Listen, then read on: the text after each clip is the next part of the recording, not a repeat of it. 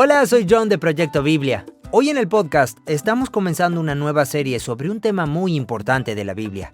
Vamos a hablar del tema bíblico de el Día del Señor. El Día del Señor es un tema que está presente en toda la historia de la Biblia.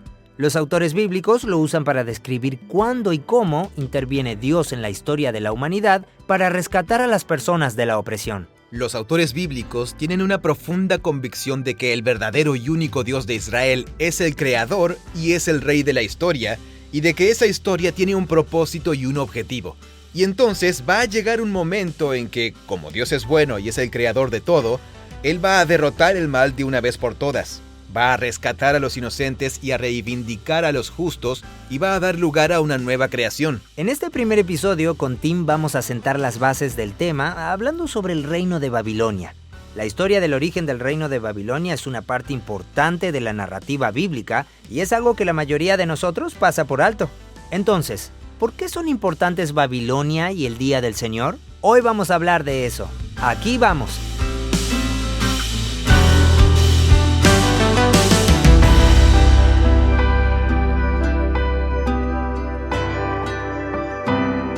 Estamos haciendo una nueva serie de podcast que se eligió por votación. Sí. El año pasado le dimos a nuestra audiencia la oportunidad de votar por qué series de podcast querían escuchar en el 2024. Y muchas personas votaron por el Día del Señor.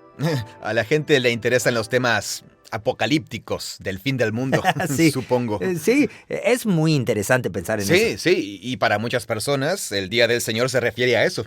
Se trata del día del juicio final. Sí, del día en que cada ser humano se presenta ante Dios y se le da un veredicto sobre su vida y es enviado a uno de los dos destinos eternos.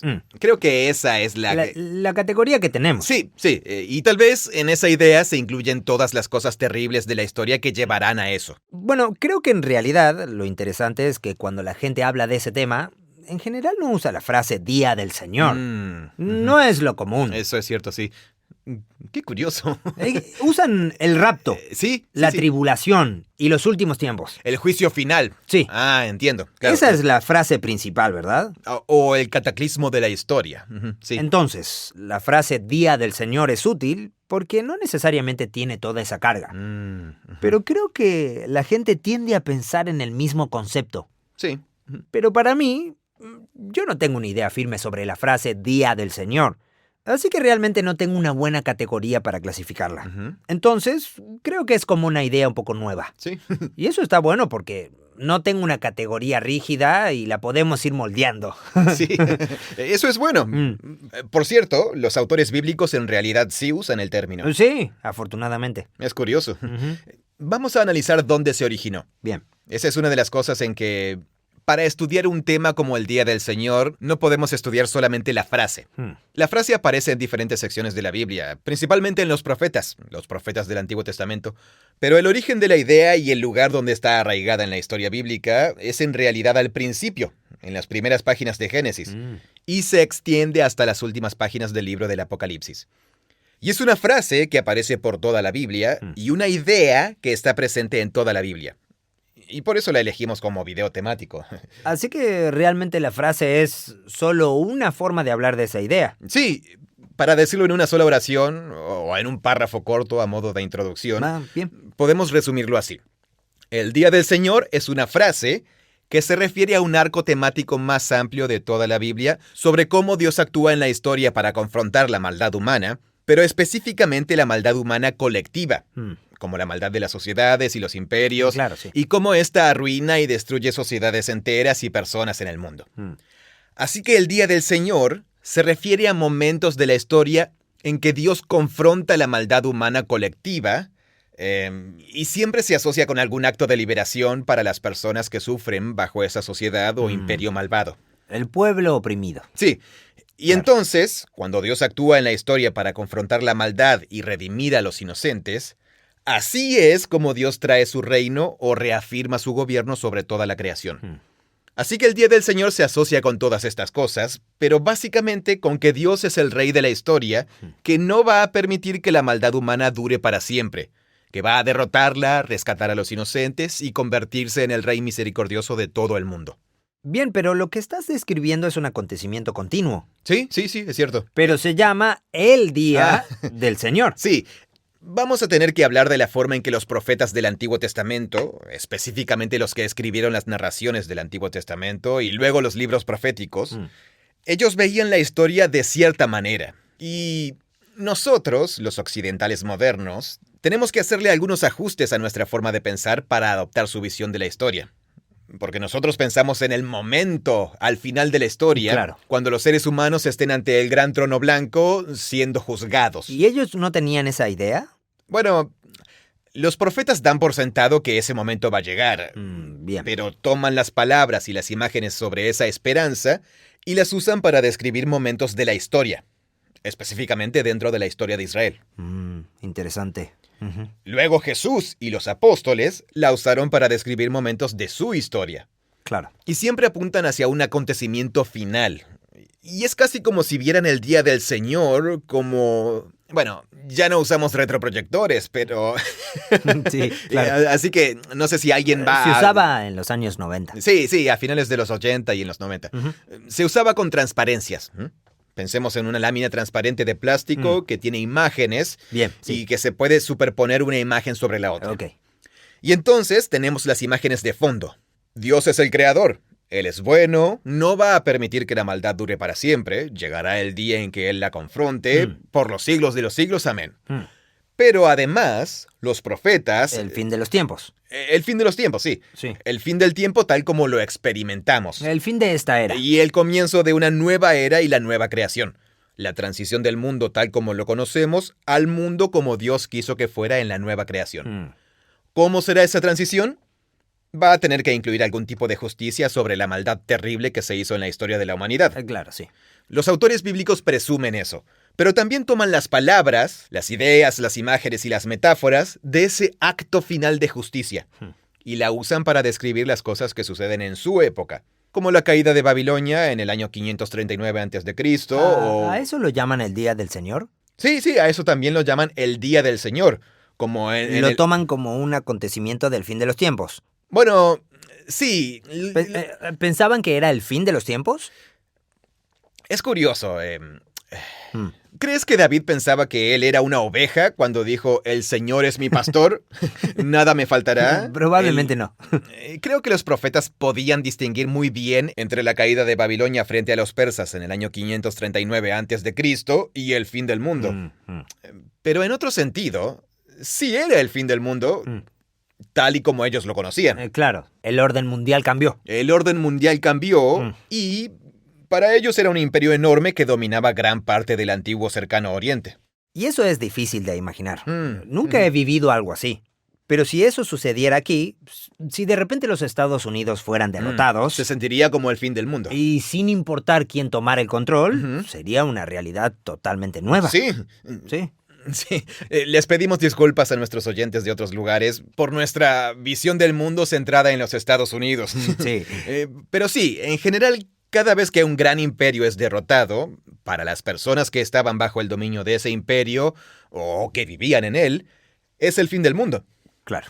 Pero aquí se nos invita a tener una visión bíblica judeo-cristiana antigua de la historia, que es muy diferente a las cosmovisiones orientales del mundo, que tienen una visión cíclica de la historia. Ya sabes, las cosmovisiones orientales que tienen una especie de patrón del karma o ciclo integrado en el universo. La historia bíblica, que es judía y cristiana, es lineal. Sí. Tiene un punto de partida, es finita, se mueve en cierta dirección. Y hay momentos que lo cambian todo y lo llevan todo hacia una nueva dirección.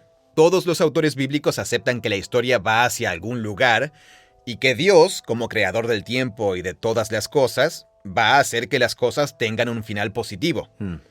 Así que hay un momento final en que Dios va a confrontar la maldad, pero también hay momentos en la historia de la humanidad en que los poderes del mal caen y como resultado de eso el mundo cambia. Claro. Ese es el tipo de momentos que se describen con la frase el día del Señor.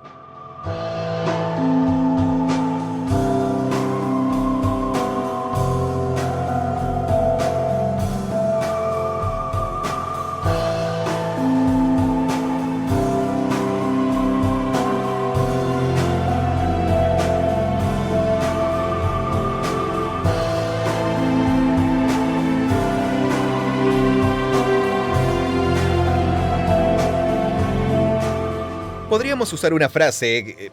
Esto no lo inventé yo, pero no recuerdo de dónde lo aprendí. Podríamos decir que están los días del Señor, con D minúscula, Claro. y también el día del Señor, con D mayúscula.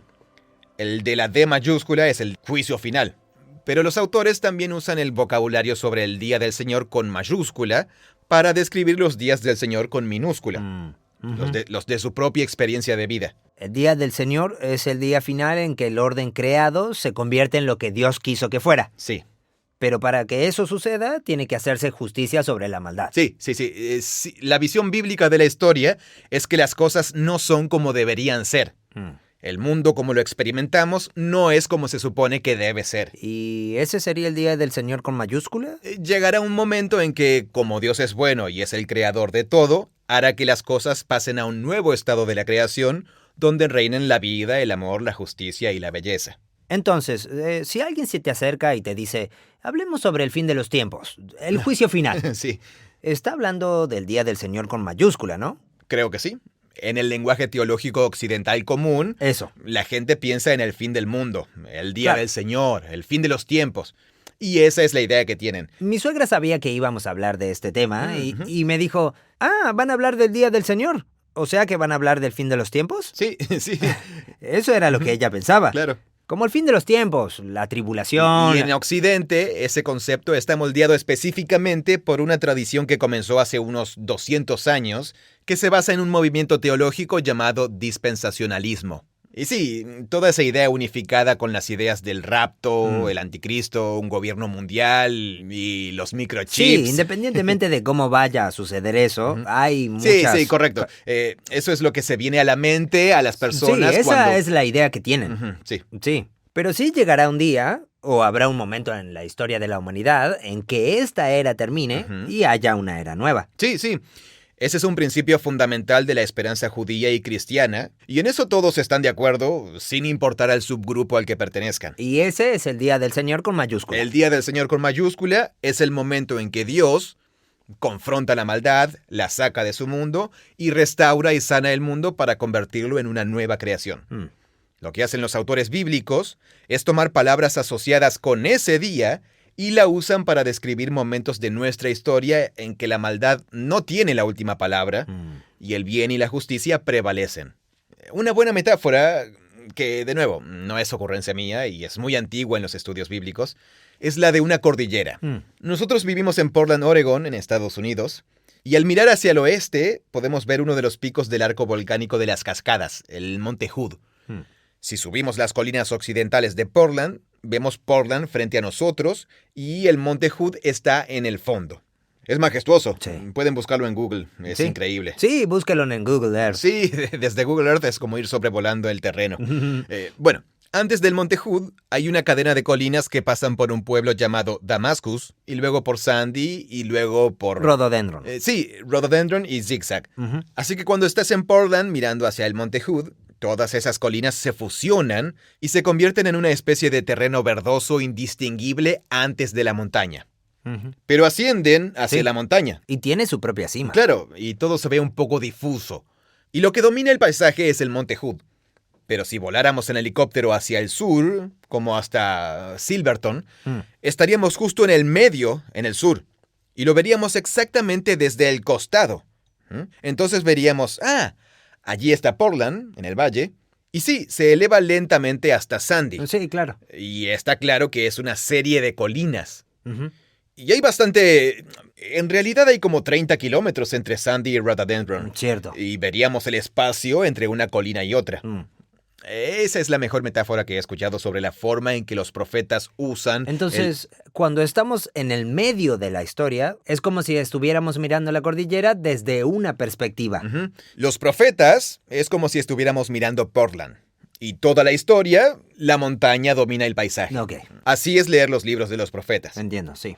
Podemos ver, sí, hay colinas, como la caída de Babilonia. Pero lo que domina el paisaje es que cada pequeña colina lleva al Monte Hood. El Monte Hood. Pero Ujú. después... Porque cuando estamos mirando ese paisaje, sería raro hablar de cualquier otra cosa y no incluir el Monte Hood. Totalmente, es cierto. Porque ese es el atractivo principal. Sí, vamos a analizar eso. Hay un poema famoso en Isaías capítulo 13 donde él habla de que las estrellas caen del cielo y las montañas tiemblan y hay fuego. O sea, es como el fin del mundo. Y luego en el poema dice muy claramente que está describiendo la caída de la ciudad de Babilonia a manos de los persas en el año 539 a.C. Lo dice en el poema mismo. Pero usa el lenguaje, es decir, las imágenes poéticas sobre el fin del mundo, entre comillas, para describir ese acontecimiento. Y ese es el tipo de cosa que hacen los profetas. Eso es lo que Jesús hace cuando predice la caída de Jerusalén en los evangelios. Él usa... De hecho, él cita ese capítulo de Isaías que describe la caída de Babilonia. Él usa el lenguaje poético de Isaías para describir la caída de Jerusalén. Y lo hace con un lenguaje catastrófico. Así es como hablan los autores bíblicos. Nuestra experiencia al vivir en la historia es similar a la cadena de colinas. Y lo que vemos es cada acontecimiento, las colinas delante de nosotros. Sí, nos gusta distinguir una colina y otra. Sí. Es como si quisiéramos mucha más claridad. Como, ¿estás hablando de la caída de Babilonia o del juicio final? Sí, correcto. Y ellos dicen, bueno, solo estamos... ¿Todo se fusiona de alguna manera? Sí, bueno, como los autores bíblicos piensan de manera tan diferente a los occidentales modernos, tienen en mente las grandes tramas sobre cómo actúa Dios en la historia. Es una interpretación figurada de la historia. En otras palabras, ellos consideran que ciertos acontecimientos clave son imágenes o figuras clave, y están seguros de que fueron actos de Dios.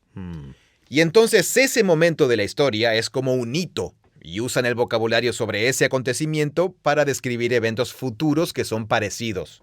¿Y hacen eso con el Éxodo? Hacen eso con el Éxodo y también con el ascenso y la caída de Babilonia. Y en realidad, el ascenso y la caída de Egipto y el ascenso y la caída de Babilonia son las historias bíblicas más importantes para entender el día del Señor, y por qué Jesús habla como habla sobre Jerusalén y su caída, y por qué Juan en el libro del Apocalipsis habla del ascenso y la caída de Roma, pero no menciona Roma en ninguna parte del libro de Apocalipsis, solo usa la palabra Babilonia. Pero se refiere a Roma. Pero se refiere a Roma, y al mismo tiempo la referencia es más amplia, es más que solo Roma. Bueno, parece muy importante entender eso. Dijiste que esta forma de pensar es diferente a cómo nosotros pensamos. Así que solo quiero tomarme un momento para tratar de asegurarme de que estoy pensando de esa manera. Ok, bueno. Muy bien. Lo que te escuché decir fue... ¿Cuál fue la palabra que usaste? ¿Figurada? Figurada. Sí. Figurada. Sí. Me gusta la palabra arquetipo, porque creo que es un poco más conocida. Que algo sea un arquetipo significa que es como el ejemplo principal, y hay muchos otros tipos de ejemplos, pero todos están incluidos en este ejemplo perfecto. Entonces, para los autores bíblicos, según la forma en que ven la historia, el ascenso y la caída de Egipto y el ascenso y la caída de Babilonia se convierten en arquetipos de la forma en que Dios obra en toda la historia de la humanidad. Porque en Egipto Dios derrota a un imperio opresor y malvado. Sí, y libera a su pueblo. Los libera. Para que vivan bajo su reino y su gobierno. Muy bien. Y se considera que Babilonia es un imperio grande, opresor y malvado. Que se ha exaltado a sí mismo y se ha puesto en el lugar de Dios. Y eso también hay que derrotarlo. Y se libera a las personas oprimidas. Sí. Entonces esa se convierte en una forma arquetípica, ¿así se dice? Sí, creo que está bien, arquetípica. Bueno, si está mal nos avisan, por favor. Sí, eso se convierte en una forma de describir lo que Dios va a hacerle a todo el orden mundial y cómo va a rescatar a todas las personas oprimidas. Sí. Y ese es el día del Señor. Sí. Entonces, en el libro de Apocalipsis, el fin del mundo se describe como la caída de Babilonia. Y es por eso que los profetas suelen usar el vocabulario de las 10 plagas del Éxodo. Vayamos otra vez al último libro de la Biblia. Bien. El Apocalipsis describe todas esas olas de juicio divino a través de todas las series de 7 del libro del Apocalipsis. Son como las 10 plagas en una licuadora. Se reciclan. Sí, claro, se reciclan. Cuando Dios confronte la maldad, en última instancia lo hará, será la culminación de lo que ha estado haciendo durante miles de años. Él ya lo ha estado haciendo. Ya ha estado haciéndolo, así es. Sí. Y si queremos imaginar cómo va a ser el final, podemos usar el lenguaje de las historias en que él ya lo hizo en menor escala. Exacto, sí. Estoy seguro de que tiene que haber una buena analogía para esto.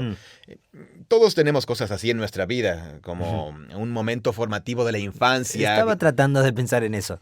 Pensemos en ese niño violento que molestaba a los demás en la escuela, o algo así. Sí, y entonces un día le hiciste frente y desde ese entonces lo relacionas con las nuevas personas violentas que tienes que enfrentar. Sí, totalmente. Como un jefe o un vecino o quien sea.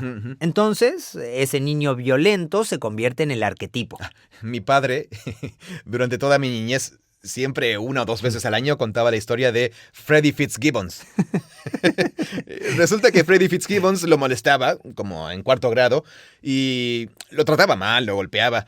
Y durante el resto de su adultez, mi padre se propuso vencer a todos los Freddy Fitzgibbons que había en su vida. Exactamente. En realidad tal vez es tonto. Aunque no es tonto. Creo que nos sirve ese ejemplo. Para mi padre fue algo muy serio. Claro, lo moldeó. Freddy Fitzgibbons era un arquetipo. Ese nombre es genial. ¿Habrá sido el nombre de verdad? Claro. En realidad nunca le he preguntado. Parece inventado. Sí. Ay, amigo. Pero luego, a medida que avanzamos en la vida, todo se filtra a través de esa experiencia formativa de intimidación cuando éramos niños. Así que un jefe fastidioso o cruel en el trabajo se convierte en un Freddy Fitzgibbons. Algo así pasa en la visión de la Biblia sobre Babilonia y Egipto y el Día del Señor. Pero podríamos llevarlo aún más lejos, porque en la Biblia decimos que Dios en realidad estaba en acción en la caída de Egipto. O, disculpa, en la caída del faraón en ese momento. En realidad Egipto no cayó, ¿verdad? Pero, en fin, de la misma manera, Dios también va a actuar. O sea, Freddy no actúa a través de tu nuevo jefe. Sí, es cierto. Es solo mi cerebro que está haciendo una correlación. Sí. Bien, por eso en el Antiguo Testamento, lo que nosotros llamamos libros históricos, en la tradición judía se llaman libros de los profetas. Josué, Jueces, Samuel, Reyes. Y por eso a Moisés lo describen como profeta, porque cuenta la historia de Israel, pero desde el punto de vista de los profetas. Son los profetas los que hacen esas conexiones, de que la caída de Babilonia fue un momento significativo no solo en términos de geopolítica, sino también porque fue una obra de Dios en el mundo y a través de la historia de Israel. Claro. No puedo afirmar que yo tenga ese punto de vista para interpretar la historia y los acontecimientos actuales, pero algunos cristianos sí dicen tenerlo. Me parece que Por ejemplo, ¿se te ocurre alguien? Es como si alguien como Pat Robertson o Jerry Falwell vivieran un terremoto o la caída de un país y luego afirmaran que ven la mano de Dios en eso. Bien. Y después dijeran, estos son los motivos por los que Dios está haciendo esto. Ok, bien. Porque los profetas decían, esto sucedió por este motivo, Sí. Y es una imagen de lo que pasará al final. Sí, correcto. Sí, los profetas ven que Babilonia cae en manos de los persas y dicen, sí, ustedes se lo buscaron. Los reyes de Babilonia afirmaban que eran Dios. Así que, por supuesto, Dios va a eliminarlos. La vida de cada persona se puede ver como una historia que tiene ese tipo de momentos arquetípicos, como por ejemplo un llamado a la aventura. Y cruzamos el umbral a un mundo nuevo y hay nuevas realidades y tenemos que luchar para superarlas. Como momentos clave en los que adquirimos nuevas habilidades o nuevos conocimientos. Sí, y tenemos mentores que nos ayudan y también tenemos que luchar contra nuestros miedos y luego morimos y nacemos otra vez en una especie de nueva etapa de la vida. Y de eso tratan las mejores historias. Y hay algo de mítico en eso. Cuando pasan cosas en nuestra vida, las vemos según estas grandes categorías con la idea de pelear contra nuestros dragones y ser llamados a una aventura, y eso nos ayuda a entender el sentido. Sí, en la tradición judía e israelita, la liberación de Egipto, la derrota de Egipto, se conmemora cada año como ese tipo de acontecimiento en la Pascua. Durante miles de años, el pueblo judío ha revivido la liberación y la derrota arquetípicas de la maldad a través de esa comida. Es una comida ritual que conmemora la historia de la Pascua. Claro. Y por supuesto, esa fue la comida que Jesús eligió para darle nueva forma a los símbolos y comunicar el significado de su muerte. Así que Jesús vincula su propia historia con ese acontecimiento arquetípico. Y también la destrucción del templo a manos de los babilonios. Eso se conmemora con el día de ayuno en lo que se llama el 9 de Ab o Tisha B'Av. Y luego, en realidad ese es un excelente ejemplo. En el año 587 a.C., los babilonios invadieron Jerusalén y destruyeron el templo. No sabemos cuándo, Pero poco después de eso, hubo un periodo de ayuno que el pueblo israelita observó como señal de luto y lamento por la pérdida del templo. Pero luego, en la historia judía posterior, en el año 70 después de Cristo, o sea, serían unos 600 años después, los romanos, como predijo Jesús, llegaron y destruyeron Jerusalén y el templo. Después, más adelante en la historia judía, desde ese momento, esas dos destrucciones del templo se fusionaron y dieron lugar a ese ritual de luto que se observa todos los años y se llama el 9 de Ab o Tisha B'Av. En ese día, los judíos devotos hacen luto por la pérdida del templo, por los babilonios, a manos de los babilonios, claro, y de Roma. Aunque los eventos sucedieron en diferentes momentos del año y no en ese día. Claro. Los sí. ponen juntos como un momento arquetípico en que Dios permitió que las naciones vencieran a su pueblo. Así es como creamos hitos. Celebramos ciertos momentos y pensamos en momentos que nos ayudan a... O momentos de pérdida. Sí, momentos de pérdida o de cosas buenas que nos ayudan a darle sentido a la vida. Sí. Por ejemplo, hacerle frente a un niño violento en tu infancia. Sí. En mi familia vivimos un acontecimiento muy trágico cuando yo estaba en la secundaria y durante un tiempo, todos los años, conmemorábamos ese día.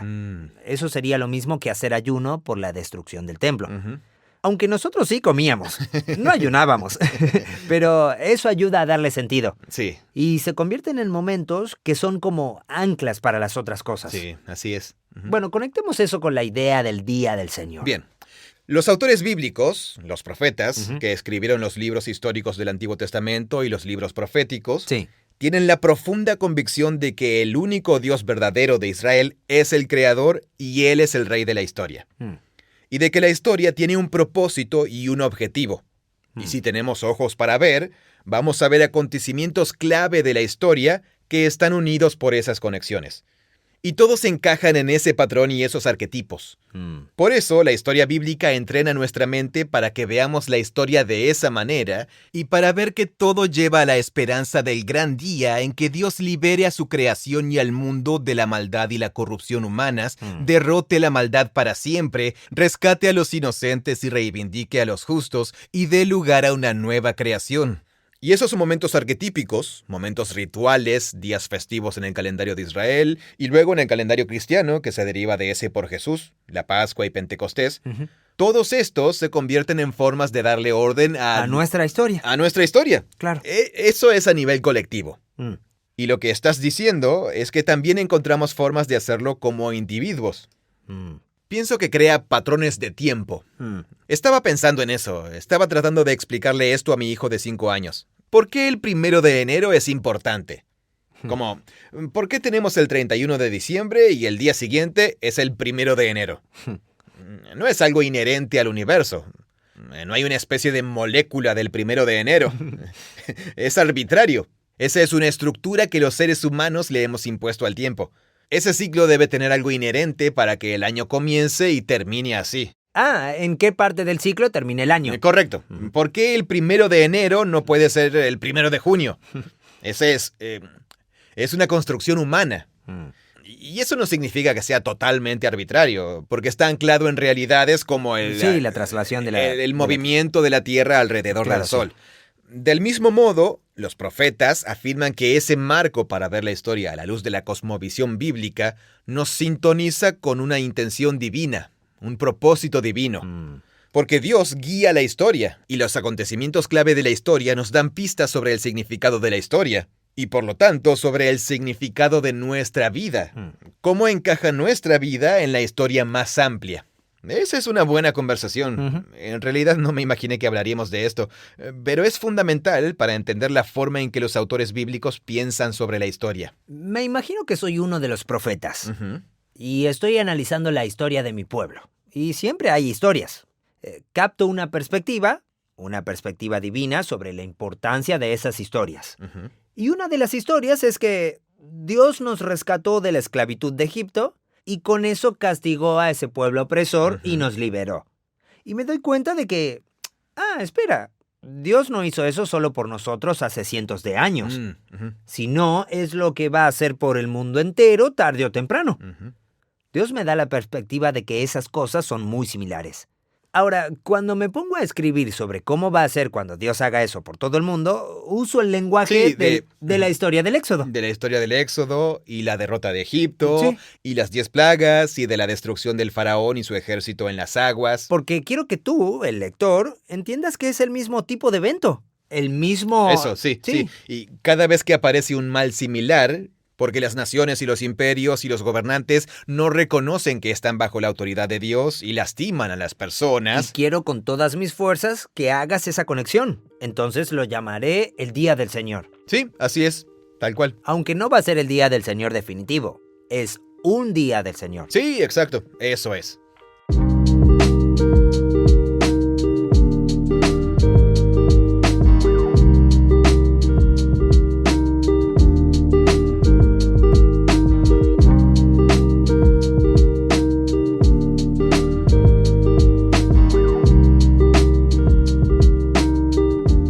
¿Dónde comenzó esa idea? Tenemos que comenzar antes de que se usara la frase el día o el día del Señor. Tenemos que comenzar con, si el día del Señor tiene que ver con que Dios confronta el mal, ¿de dónde vino el mal y por qué Dios tiene que confrontarlo? Así que tenemos que tratar de resumir lo que pasó en Génesis de las páginas 3 a 11. ¿Cuándo se usa la frase por primera vez? A veces aparece esa pregunta en los juegos de preguntas bíblicas. Es cierto, sí. Y ¿sabes? Es interesante que si lees la Biblia, tanto en el orden cristiano tradicional como en el orden judío, la primera vez que encuentras esa frase es en el libro de Isaías. Con la cosa ya bastante avanzada. Sí, la primera vez que encontramos la frase Día del Señor, históricamente, si reorganizáramos los profetas en orden cronológico, sería en Amós. Amós capítulo 5, creo. Pero la idea es mucho más antigua. La idea de el día o de un día o momento en particular en que Dios confronte el mal como momento arquetípico tiene sus raíces en la historia del Éxodo. Así que Éxodo surge en Éxodo. Muy bien, pero no con Babilonia, o sea, con la Torre de Babel. Bueno, sí, pero de una manera literaria muy sofisticada. Muy bien, así que es importante para el tema, pero la idea de que habrá un día se desarrolla más tarde. La idea de un día en que Dios confronte la maldad humana colectiva, Bien, sí. eso está en las primeras páginas de la Biblia. Y ahí comienza el tema del Día del Señor. Y eso está en Génesis 11, la Torre de Babel. Sí, por lo general, en la tradición cristiana, cuando hablamos de la caída, Sí, pensamos en Génesis 3, en el jardín y en el fruto y la expulsión del jardín, etc. Y eso es cierto, aunque la palabra caída nunca se usa en esa historia. Correcto. Sí, eso es curioso. ¿De dónde vino esa palabra? Oh, es una larga historia. No recuerdo bien ahora mismo. Bueno, está bien. Pero es una caída de lo bueno que era posible, pero se perdió. Ok. Yo prefiero el término rebelión. Muy bien, la rebelión. Porque es más precisa para describir lo que pasa en la historia. Los seres humanos recibieron un llamado a confiar. Como en Rogue One. Sí, se rebelan como en la película Rogue One. Pero esa fue una buena rebelión. Sí. Podríamos pensar en el reino de Dios como una rebelión contra Babilonia. Sí, es cierto. Así que, en cierta forma, el reino es la rebelión. Es la contrarrebelión. Pero en Génesis 3, los humanos se rebelan contra el reino de Dios. Sí. ¿Recuerdas todo el tema de la imagen de Dios? La humanidad es la imagen de Dios. Dios quiere gobernar el mundo a través de sus criaturas, los seres humanos, que llevan su imagen, que dirigirán la creación en nombre de Dios. Así que la humanidad tiene que depender de Dios para tratar de definir el bien y el mal y para gobernar el mundo. Pero los humanos deciden obtener ese conocimiento por su propia cuenta. Lo importante es que Génesis 3, en su diseño literario, está estrechamente vinculado con la historia de Génesis 4 y todo está conectado. Es una cascada de historias horribles. Sí, desde Génesis 3 hasta el 11. Sí, hasta el capítulo 11. Es toda la sección. Sí, no podemos separar ninguna historia de lo que pasa antes o después, porque si no se desarma todo. Tenemos la caída, luego el destierro, Caín y Abel, el diluvio. Y luego Caín construyó una ciudad Sí. llena de violencia y homicidios. Luego los hijos de Dios y la historia del diluvio. Y luego la construcción de Babilonia. Todo eso está conectado. En Génesis 3, los humanos desconfían de Dios, se rebelan y no hacen lo que Dios les pidió. Y el resultado trágico es que los dos seres humanos, de repente, o sea, la primera desgracia cuando los humanos comen del árbol no tiene nada que ver con Dios, tiene que ver con la relación entre ellos. Ya no pueden confiar el uno en el otro, así que se visten para proteger el cuerpo desnudo de la vista del otro. Ahora de repente, estos dos seres humanos definen el bien y el mal en sus propios términos. Entonces está la idea de que tal vez tú y yo no definimos el bien y el mal de la misma manera. Y se fractura esa vulnerabilidad completa de estar desnudo sin tener vergüenza. Y entonces, el vestirse o el ocultar su cuerpo para que el otro no lo viera es una imagen muy poderosa de La desconexión. de los dos seres humanos que estaban destinados a ser una sola carne y ahora están desconectados el uno del otro. Y también, inmediatamente, su intimidad con Dios se desconecta. Y la mala de la historia es la serpiente que los engañó. Y la historia que sigue es sobre dos hermanos, hijos de Adán y Eva. Caín y Abel. Un hermano está celoso del otro y Dios le dice a Caín: oye, el pecado está agazapado a tu puerta. Te desea, pero tú puedes vencerlo. Es una historia muy similar porque Dios dice: ahora debes tomar una decisión. ¿Qué vas a hacer?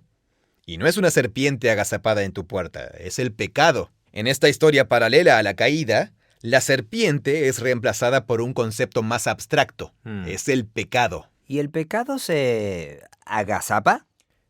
Sí, pero se lo describe como un animal Sí, que quiere comerlo, que quiere devorarlo. Como un tigre agazapado. Sí. Puedo imaginarme al tigre agachado, a través de la hierba alta, acercándose a la cebra. Sí. Así que las historias de Génesis 3 y 4 son una interpretación una de la otra. Hay que leer cada historia a la luz de la otra. Entonces, ¿qué es esa serpiente? Bueno, la historia no lo dice, solo dice que es una criatura que se rebeló contra Dios. Pero en Génesis 4 tenemos más información. Es el pecado que cobra vida, por así decirlo.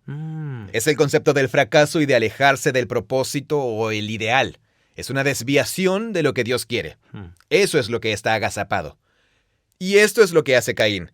Después de asesinar a su hermano, es desterrado, como les pasó a sus padres, y luego construye una ciudad. Y en esa ciudad se desarrolla la metalúrgica, la música y todo tipo de tecnologías. Y eso es genial. Y todos piensan, sí, la humanidad se está superando Y floreciendo. y floreciendo. Pero la violencia de Caín la repite un descendiente de él llamado Lamec, que le canta un poema a sus muchas esposas sobre cómo asesinó a un hombre porque lo había ofendido dándole una bofetada. Y dice, si pensabas que Caín debería haber sido vengado 7 veces, a mí 77 veces. Así que es una historia de que... Porque Dios protegió a Caín. Sí, correcto. Entonces Lamec dice, oye, si Caín se salió con la suya, yo me saldré con la mía. Así es. Si Caín cometió asesinato y se salió con la suya, y Dios dijo, si alguien mata a Caín, sufrirá venganza 7 veces, entonces en mi caso serán 77 veces. Claro. Entonces... Está tomando la gracia de Dios y usándola como un permiso para hacer el mal. Sí, y celebra el homicidio. Sí. Pero Caín cometió homicidio y luego se sintió terrible y sintió convicción de pecado cuando la sangre del hermano clamó desde la tierra. Pero Lamec celebra la violencia. Cierto. Y eso caracteriza a toda la ciudad que Caín ha construido. La siguiente historia importante está en Génesis 6, sobre los hijos de Dios. Y esta historia es como un laberinto, o más bien como un agujero negro. Hay mucha especulación. Totalmente, sí. Pero bueno, no se sabe si son ángeles rebeldes los que tienen relaciones sexuales con las mujeres, o si son descendientes reales, o sea, reyes, linajes de reyes. Porque la frase hijo de Dios... puede referirse a los reyes. En otras partes de la Biblia puede referirse a los reyes que actúan como Lamec, que coleccionan mujeres. Sí, claro. Cualquiera sea la interpretación correcta, yo tengo mi opinión, da igual en este momento, no importa. El punto es que en la historia esto lleva a más violencia. El preludio de la historia del diluvio dice, Dios miró el mundo y estaba corrupto y lleno de violencia. La violencia, desde Caín hasta Lamec, hasta la ciudad de Caín, y ahora hasta lo que hacen los hijos de Dios, es violencia. Todo se está saliendo de control. Sí, la muerte de los inocentes se está saliendo de control. Tenemos la historia del diluvio, y ese es otro laberinto o agujero negro, pero todo el descontrol culmina en la historia de Babel, la construcción de la ciudad de Babel, en Génesis 11. Bueno, nos saltamos un montón. Génesis 6 habla de los hijos de Dios. El diluvio está en Génesis... En Génesis 6 al 8. Del 6 al 8. Sí. Al comienzo del 9 está la nueva misión de Noé. Y también Enoc está por ahí en alguna parte. Sí, Enoc está antes, en el capítulo 5. Bien. Sí, está en... ¿Qué pasa en los capítulos 9 y 10? Bueno, en el 9 Noé se baja del barco y se emborracha. Y Sí. sucede una cosa misteriosa en la tienda con Cam. Luego Noé pronuncia una bendición y una maldición poéticas sobre sus 3 hijos. Y luego resulta que sus 3 hijos, Sem, Cam y Jafet, esos 3 hijos dan lugar a la tabla de naciones de Génesis 10. Ok. Y esa parte es como... ¿Has notado que los libros, por ejemplo, los libros de fantasía, siempre comienzan con un mapa de lo que sea que... Sí, el mapa del mundo conocido en ese momento. Claro. Entonces Génesis 10 sería el mapa del mundo bíblico, por así decirlo. De la geografía. Claro, sí. Pero no solo de la geografía, sino también de los grupos de personas y la relación de esos grupos de personas con Dios y con el pueblo de Dios. Y luego en Génesis 11, todos ellos se juntan. Bueno, no. En realidad esto no está en orden cronológico, porque Génesis 10 da por sentado que hay distintos grupos de personas. Ya dispersos. Y diferentes idiomas, etc. Pero Génesis 11 es antes de que se dispersan. Sí. Génesis 11 describe la visión de la humanidad colectiva que se une para construir una ciudad y una torre para no ser dispersados por toda la tierra. Muy bien. Y esa es la historia importante que da inicio al tema que estamos tratando. Sí. Toda la discusión de Génesis 3 al 11 es para que podamos ver cómo la Torre de Babel está conectada con la serie de historias que describen la caída de la humanidad. Sí. La rebelión. Sí, y con cada historia, el círculo de influencia y desgracias sigue y sigue... ampliándose. Sí, se amplía cada vez más, como un efecto dominó. Claro. Cada vez más personas se ven atrapadas en la violencia. ¿Ese es el punto culminante? Eso se convierte en el punto culminante. Y en realidad nadie muere. Es la historia menos violenta de Génesis 3 al 11. Pero es porque la idea central es otra. Sí, el diluvio es un círculo mucho más grande que... sí. Es toda la tierra. Totalmente. Sí. Deberíamos hacer un episodio sobre el diluvio. Tengo un montón de libros para leer sobre eso. No sobre los debates. Sí, de si fue en todo el mundo o en una región. Claro, no. Más sobre su significado teológico en la historia general de Génesis. Claro. Pero, en fin, el círculo sigue ampliándose. Y Génesis 11 es la piedra angular. Y sería lógico que tenga que ver con el homicidio, porque hasta ahora todo ha tenido que ver con la violencia y el homicidio. Pero Génesis 11 tiene que ver con la construcción de templos antiguos y ciudades. Y se convierte en una mirada hacia atrás a todas las historias y plantea la pregunta, ¿qué están haciendo los seres humanos cuando se exaltan a sí mismos y pretenden definir el bien y el mal? Eso es lo que conduce a la violencia. Es la construcción de la ciudad de Babel. La palabra hebrea del nombre de la ciudad es... Babel.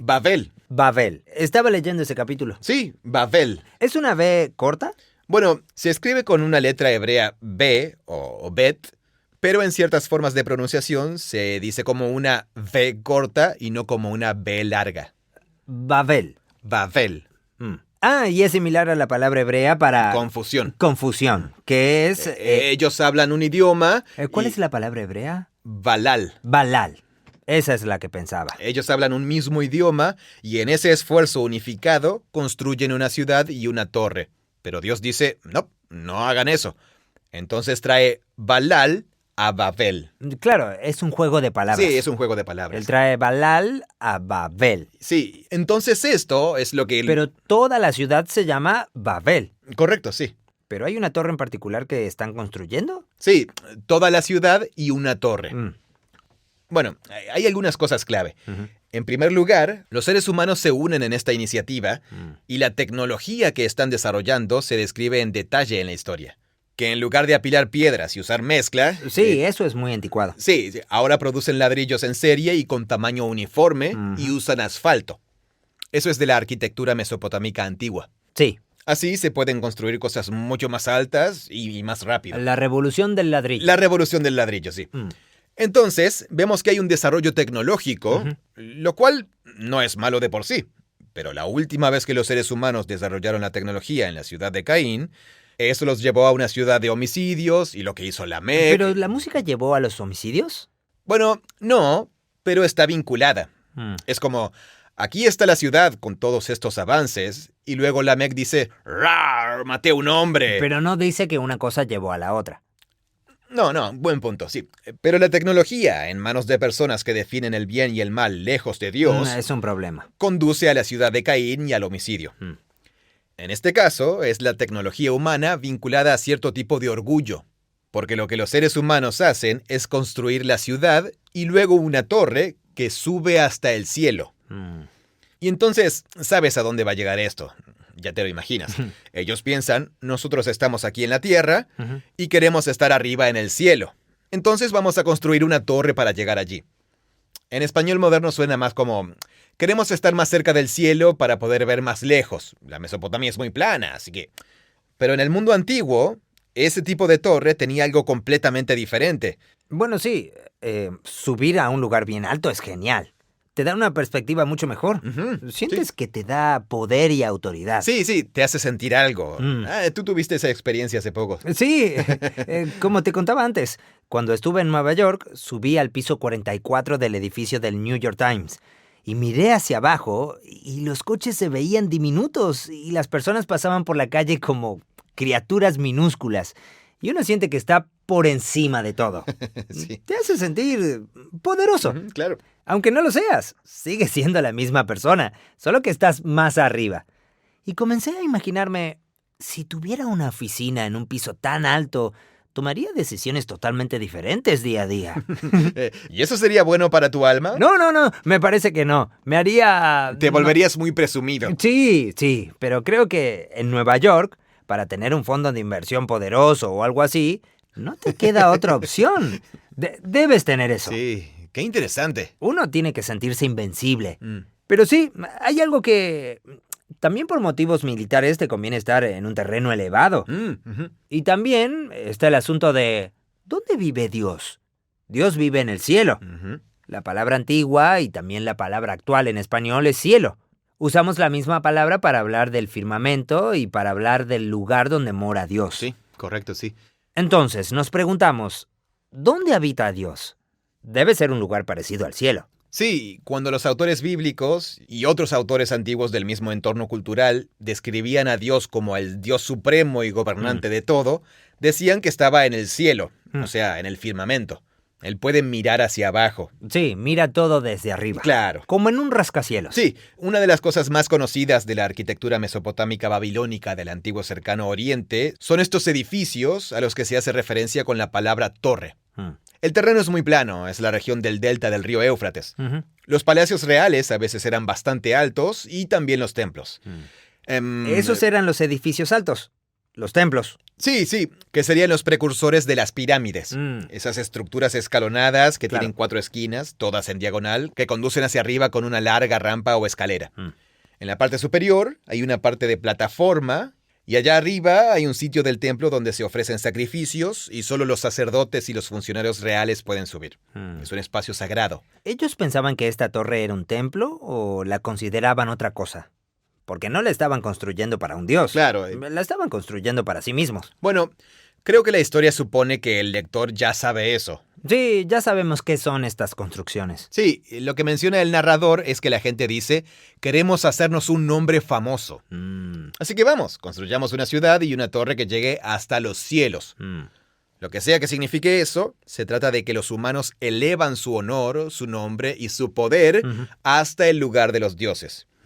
Y eso es lo que dice la historia. Así que podemos hacer inferencias y preguntarnos, ¿qué tipo de sigurat habrá sido?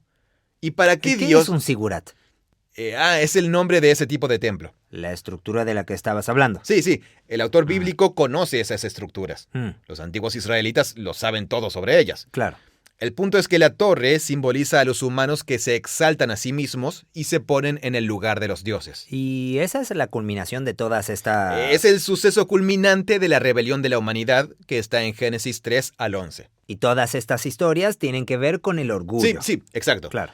Eso en sí mismo es significativo. Sí. El nombre de la ciudad, en nuestras traducciones al español, se traduce como Babel. Lo curioso es que la palabra hebrea, que aparece cientos de veces en el resto del Antiguo Testamento, Babel, nunca se traduce como Babel, excepto la vez que aparece en Génesis 11. En todos los demás lugares se traduce como Babilonia, porque eso significa la palabra.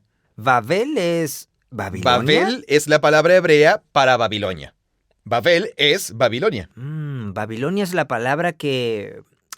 Así que cuando te refieres al antiguo imperio de Babilonia, Ajá. en hebreo es Babel.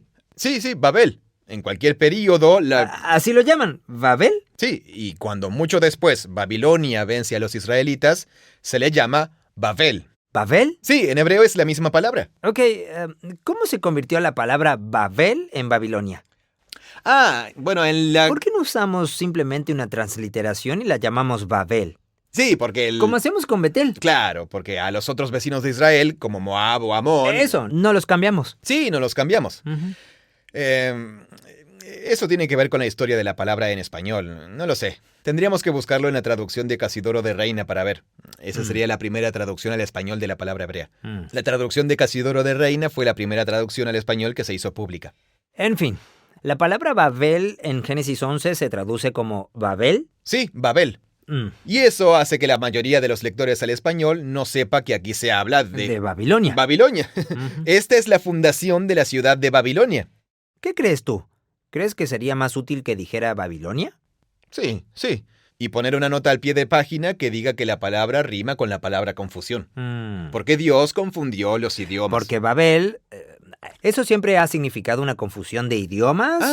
¿O se convirtió en eso por la traducción de la Biblia? Qué buena pregunta. Y tampoco sé la respuesta a eso. Pero si es así, sería otro ejemplo de las muchas palabras o frases del español que han entrado a nuestro idioma por las primeras traducciones de la Biblia, que no pertenecerían al español si no fuera por la Biblia. Si en Génesis 11 se hubiera traducido como Babilonia, no estaríamos teniendo esta conversación para tratar de ayudar a la gente a que entienda que es la misma palabra hebrea. Y la razón por la que esto es significativo, bueno, son varias. En primer lugar, la antigua Babilonia existió mucho antes de la destrucción de Jerusalén. Sí, era un gran poder mundial. Sí, era una nación poderosa en su tiempo. Incluso antes de Abraham, había un rey de Babilonia famoso llamado Hammurabi, y él escribió un código de leyes muy conocido que, según dijo, recibió de los dioses de Babilonia. Así que Babilonia ya existía, pero al principio no era un imperio poderoso como lo fue más adelante cuando apareció en la historia de Israel. Pero el hecho de que el autor de Génesis haya elegido la fundación de la ciudad de Babilonia como el punto culminante arquetípico de la rebelión de la humanidad contra Dios, claro, es muy significativo. Se supone que debemos pensar en esta ciudad como una mala noticia. Sí. La violencia ha reinado desde Génesis 3 hasta este momento. Y ahora tenemos el diagnóstico de cuál es el problema de la mente humana, individual y colectivamente, que conduce a esa horrible rebelión. Y está en Génesis 11, la autoexaltación que convierte las estructuras humanas en dioses. Sí, en el cristianismo moderno reformado, la caída tiene que ver con la decisión individual de comer del fruto. Sí. Pero la caída también es la historia de cuando en Génesis 11... Sí, es algo muy colectivo. Es una tendencia colectiva hacia volverse como Dios, como un imperio. Sí, es tomar nuestro modo de vida, nuestra economía, lo que sea. Sí, la tecnología. Nuestros intereses colectivos y logros, y luego elevarlos al lugar de los dioses, a un lugar de estatus divino, de adoración. O sea, eso es la torre, es el centro de adoración. Claro. Y sí, el diagnóstico bíblico de la condición humana en Génesis 3 al 11 es muy sofisticado. Sí. Es personal, por la forma en que afecta a cada persona, pero también a los matrimonios y las familias, las ciudades, las comunidades, las regiones y naciones enteras. Se analiza cada una de esas cosas. Tiene su propia historia. Sí, tiene su propia historia. O sea, tiene sentido, porque un matrimonio que se separa o una relación dañada entre dos vecinos es algo malo, pero solo afecta a un puñado de personas. Pero cuando toda la sociedad eleva sus propios valores y definiciones del bien y el mal a un nivel divino, la gente comienza a morir. La cosa se pone fea. Todo un grupo de personas es oprimido y suceden muchas cosas malas. Eso. Sí. Vamos a pasar al siguiente paso con Egipto. Ok. Pero para cerrar este tema, Génesis 11 también establece las bases de Babilonia como arquetipo, porque es la primera representación de la maldad humana colectiva. Y también Babilonia es el lugar donde termina Israel al final de este largo arco narrativo que se extiende hasta el final del libro de Segunda Reyes. Claro. Abraham va a ser llamado a salir de la dispersión en Babilonia en el siguiente capítulo, en Génesis 12, y luego su familia finalmente termina otra vez en el exilio. En Babilonia. En Babilonia, sí, porque Babilonia destruyó Jerusalén y tomó cautivo a su pueblo. Así que Babilonia está al principio y al final de la gran historia bíblica de Israel en el Antiguo Testamento, y en ambos momentos de la historia representa la rebelión a nivel de una civilización Sí. que se vuelve arrogante y corrupta. Sí, y no es la última vez que Babilonia se exalta a sí mismo para ponerse en un lugar divino. Ese va a ser un motivo literario importante en todo el Antiguo Testamento, en los profetas, etc. Va a continuar. Así que Génesis 3 al 11 es crucial para entender el Día del Señor. En Génesis 11, la frase Día del Señor no se usa en esa historia. Pero como vamos a ver... Pero el Día del Señor llega para confrontar ese problema. Para confrontar la maldad. Sí, para confrontar ese problema. Sí, y ese es el problema. Sí. Génesis 3 al 11 describe el problema que el Día del Señor tiene que confrontar. Sí, correcto. Sí. Por eso es importante.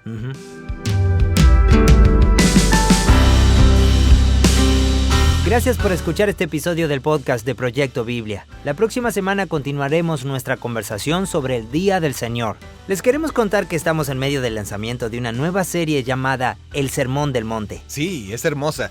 Si aún no la has visto, puedes hacerlo en nuestro canal de YouTube, en Proyecto Biblia Oficial. Nos encantaría saber qué te parece la serie. Sí, y también estamos en TikTok como Proyecto Biblia Oficial. En Instagram estamos como Proyecto Biblia Oficial y en Facebook como Proyecto Biblia. Gracias por ser parte de esto junto a nosotros. Este podcast es producido por Full Voice Studio. Es una versión localizada del podcast The Bible Project, originalmente grabado por John Collins y Tim Mackey. Gracias por escucharnos. Hola, soy Kevin, soy de Colombia. Lo que más me gusta de Proyecto Biblia son los resúmenes de los libros de la Biblia, de forma animada. Creemos que la Biblia es una historia unificada que nos guía a Jesús. Proyecto Biblia crea recursos gratuitos para ayudarte a experimentar la Biblia. Todo lo que creamos está financiado por generosos benefactores de todo el mundo. Puedes ver toda nuestra biblioteca de podcasts, buscar otros recursos y realizar donaciones en nuestra página web proyectobiblia.com.